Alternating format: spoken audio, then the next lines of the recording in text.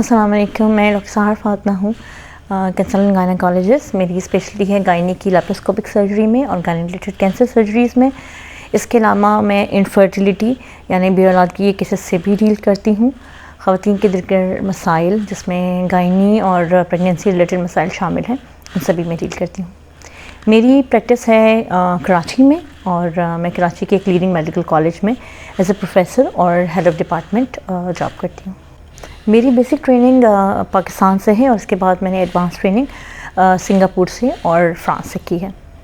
आज हम बात करेंगे कॉन्ट्रासेप्शन के बारे में, यानी प्रेगनेंसी अवॉइड करने के लिए जो माने हमल तरीके इस्तेमाल किए जाते हैं वो क्या हैं, किस तरह इस्तेमाल किए जाते हैं और इनके क्या साइड इफ़ेक्ट्स हैं।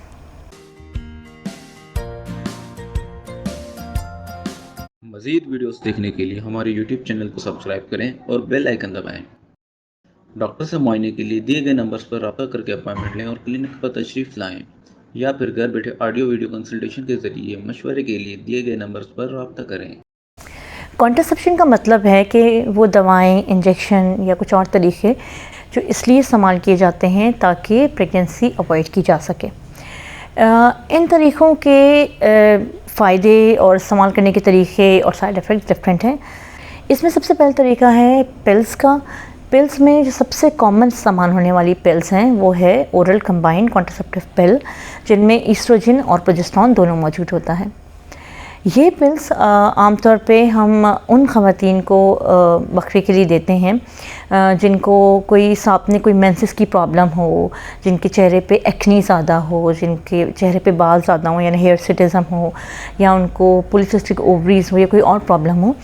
ऐसे केसेस में वो ना सिर्फ ये कि उनके लिए कॉन्ट्रासेप्शन के तौर पे काम करता है, बल्कि उनकी गायनेकोलॉजिकल प्रॉब्लम को भी ट्रीट करता है। इसके अलावा वो ख़वातीन जो अभी ब्रेस्ट फीड नहीं करवा रही होती या जिन्होंने अभी अभी डिलीवरी ना कराई हो, उनमें भी ओरल कॉन्ट्रासेप्टिव पिल सबसे अच्छा तरीका है माने हमल। लेकिन दवाएं उन लोगों को नहीं देते जिनको रिसेंटली ब्रेस्ट कैंसर हुआ हो या कोई और फीमेल रिलेटेड कैंसर हो, जिनको थ्रोम्बोएम्बोलिज्म की हिस्ट्री हो यानी खून के लूथड़े जमने की बीमारी हो, या जिनको बहुत ज़्यादा सिवियर कार्डिक प्रॉब्लम हो, या स्ट्रॉन्ग फैमिली हिस्ट्री हो थ्रोम्बोएम्बोलिज्म की, उनमें हम OCPs नहीं देते। बाकी सारी ख़वातीन में ये बहुत सेफ़ है और इनको महीने या कुछ स्पेसिफिक दिनों में देते हैं। किसी को हम पीरियड के फर्स्ट डे से शुरू कराते हैं, किसी को हम पीरियड्स के 5th डे से शुरू करवाते हैं। ये दवाएं आमतौर पे 21 दिन के लिए ली जाती हैं और उसके बाद फिर हम जो मेंस्ट्रुअल पीरियड का टाइम होता है उसमें हम गैप देते हैं और उसके बाद फिर अगले साइकिल से इस्तेमाल की जा सकती हैं। अगर इन दवाओं को सही टाइम पे लिया जाए और बीच में मिस नहीं करें तो ये एक बहुत अच्छा कॉन्ट्रासेप्टिव तरीका है। दूसरा तरीका है प्रोजेस्टेरोन ओनली पिल। ये हम उन ख़वातीन को देते हैं जो अपने बच्चे की पैदाइश के फ़ौरन बाद कोई कॉन्ट्रासेप्टिव मेडिसिन स्टार्ट करना चाह रही हूँ और उन ख़वातीन को स्पेशली जो ब्रेस्ट फीडिंग करवा रही हूँ। ये प्रोजेस्टेरोन ओनली पिल मेंसेस रेगुलेशन करने में भी बहुत हेल्पफुल होती है। इनके मुकाबले में कंबाइन ओरल कॉन्ट्रासेप्टिव पिल हम आमतौर पे उन औरतों को नहीं देते जो कि ब्रेस्ट फीड करा रही हों और डिलीवरी के फ़ौरन इमीडिएट पीरियड में भी हम इनको नहीं शुरू करते। इसके बाद आते हैं इंजेक्शंस जो वक्फे के लिए आते हैं, उनमें हमारे पास प्रोजेस्टेरोन ओनली इंजेक्शंस होते हैं जो हम 2 महीने में या 3 महीने में भी लगाते हैं। इन इंजेक्शंस का फ़ायदा ये होता है कि अगर आप दूर दराज के इलाक़ों में रहते हैं जहाँ आपको मेडिकल की अच्छी फैसिलिटीज़ नहीं मिल सकती या आप बार बार डॉक्टर के पास नहीं जा सकते, तो आप 2 या 3 महीने में एक दफ़ा इंजेक्शन लगा लें। मगर उनके नुकसानात ये हैं कि बहुत लंबे यूज़ से फ़ीमेल का वेट बढ़ना शुरू हो जाता है, हड्डियाँ कमज़ोर होती हैं, ऑस्टियोपोरोसिस होने लगता है। और इसके अलावा इस इंजेक्शन को लेते के दौरान आपके पीरियड्स भी बंद हो सकते हैं और एमेनोरिया में आप कंफ्यूज हो जाते हैं कि आप प्रेग्नेंट हैं कि नहीं।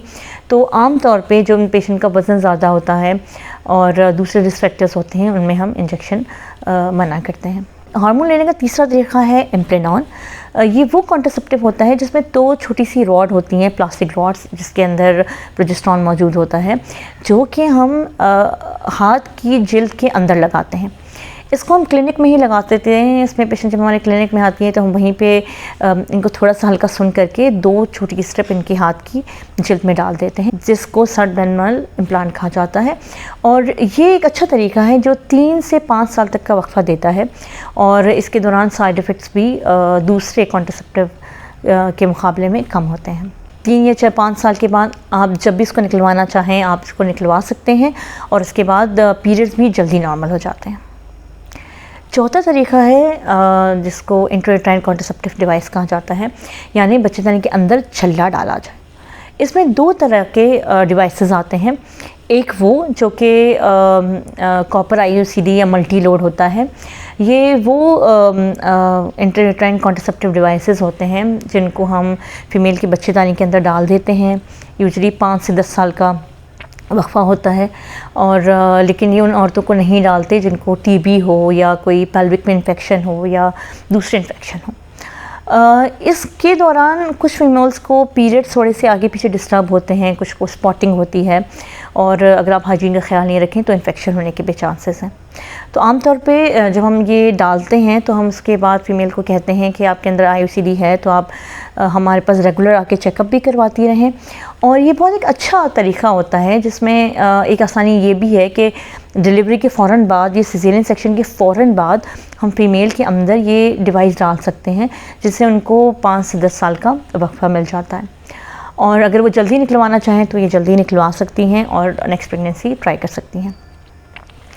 इन्हीं छल्लों में एक तरह का छल्ला आता है जिसमें हार्मोन्स भी होते हैं, और उसका मकसद ये होता है कि वो ना सिर्फ आपके वक्फा दे, बल्कि वो औरतें जिनमें बहुत ज़्यादा ब्लीडिंग हो रही होती हैं उनमें भी ये हेल्पफुल होता है। और इसको हम इंट्रायूटेराइन प्रोजेस्टेरॉन डिवाइस कहते हैं, यानी ये ना सिर्फ छल्ले का काम कर रहा होता है बल्कि यूट्रस के अंदर हार्मोन भी रिलीज़ करता है जो ब्लीडिंग को भी कंट्रोल करता है। मगर ये कंपैरेटिवली महंगा होता है, तो हम इसे उन केसेस में देते हैं जिनको बहुत हैवी ब्लीडिंग या इस तरह के कुछ दूसरे मसाइल हों। एक और तरीका है लैक्टेशनल एमेनोरिया।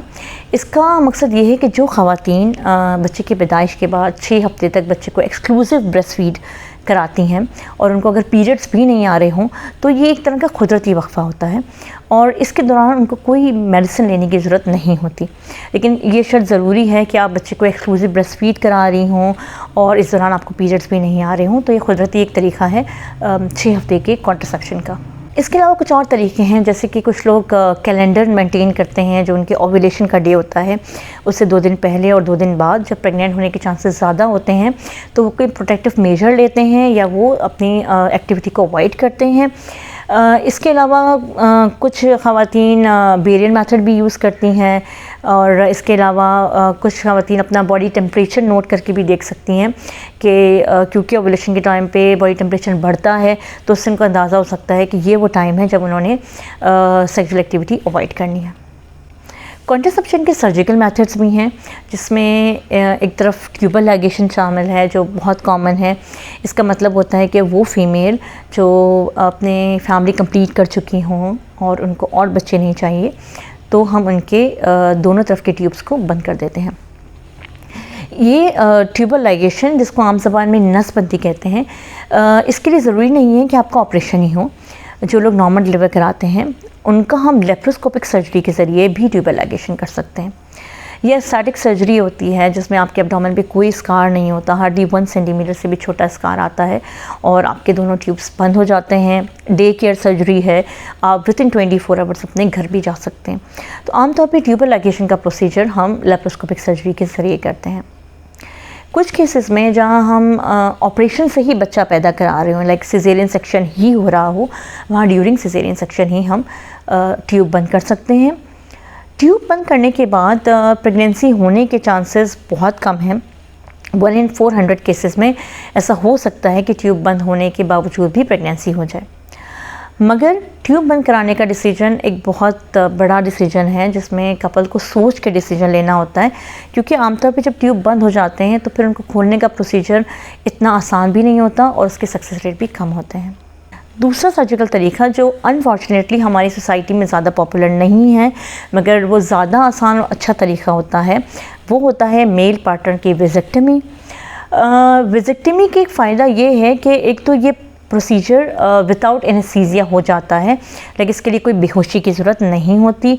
सेकेंडली, ये कोई बहुत बड़ा ऑपरेशन नहीं होता, और इसका सबसे बड़ा फ़ायदा ये होता है कि ये ऑपरेशन आप जब चाहें आप इसको रिवर्स भी करा सकते हैं, और उसके बाद रिवर्स होने के बाद प्रेगनेंसी के रेट ज़्यादा हैं, जबकि ट्यूबल लाइगेशन में रिवर्स होने के बाद प्रेगनेंसी के रेट बहुत कम है।